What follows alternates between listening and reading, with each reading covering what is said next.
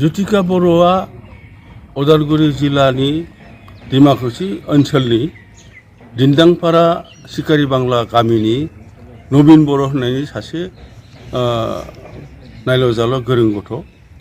बियो रासिया हादोरनि मोनसे नामजादा मेडिकेल कलेजनिफ्राय देग्लाय मोजांथारै डक्टर पास जानानै फैदों।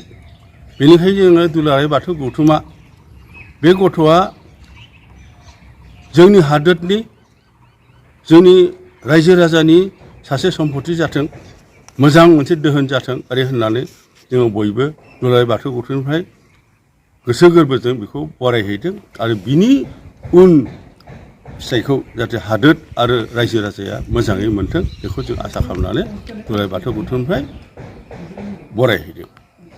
जिथु थांखि बे थांखिखौ जों सोंदोंमोन। सोंनायाव बे बुंदों आं मोनसे मोजां मेडिकेल कलेजाव आसामनि बाहेराव इन्टार्नशिप खालामगोन आरो उन्दै उन्दै गथ'फोरखौ मोजाङै जोथोन लानो हानाय बायदि उन्दै उन्दै गथ'फोरनि सिकित्साखौ खालामनो हानाय बायदि चाइल्ड स्पेसियलिस्ट आं बे डिपार्टमेन्टखौ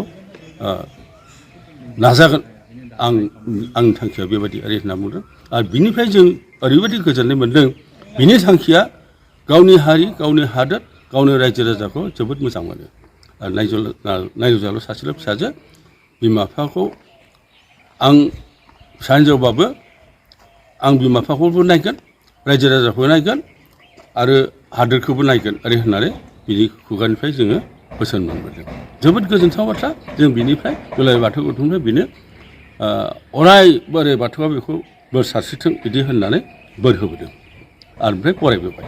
खौरां 2024-25 सोलोंथाइ बोसोरनि थाखाय क'क्राझार जेडि र'ड सामगावनि भारत पेट्रलियामनि उल्था फारसे थानाय साबसिन रोंमोन्दांथि गोनां बड'लेण्ड पाय'नार पाब्लिक स्कुलाव फरायसाफोरनि मुं थिसननाया सोलिगासिनो दं। इंराजि बिजोंजों साबसिन सोलोंथाइ होनाय आरो सोलोंथायारि साबसिननि दावबायनायखौ जागायहोनो सिगां फारसे दं बड'लेण्ड पाय'नार पाब्लिक स्कुल। बे फरायसालिनि खाबुफोरा जादों साबसिन फरायसालि, साबसिन फेकाल्टिफोर, साबसिन इनफ्रास्ट्राक्चार, एयार कन्डिसनेड क्लास, स्मार्ट क्लासफोर, गेलेग्रा फोथार, सुइमिं पुल, सोलोंथाइ। गुवार गेलेग्रा फोथार गोनां फरायसालियाव गावनि रोंगौथिखौ दिन्थिफुंनाय आरो नोंथांनि गोहोखौ सुइमिं पुल सुबिदाजों जाफुंसारनायाव गोजावहो। अब्ला मानोथो गोनो गोथो जाबावनो? थाबैनो नैबे कन्टेक्ट 6901253728 नम्बराव सुलाद लाना गावनि फिसानि इयुननि गोजों सोरांखौ दानानै होनो मुं थिसननो थाखाय खौरां लाहरदो। बड'लेण्ड पाय'नार पाब्लिक स्कुल, क'क्राझार।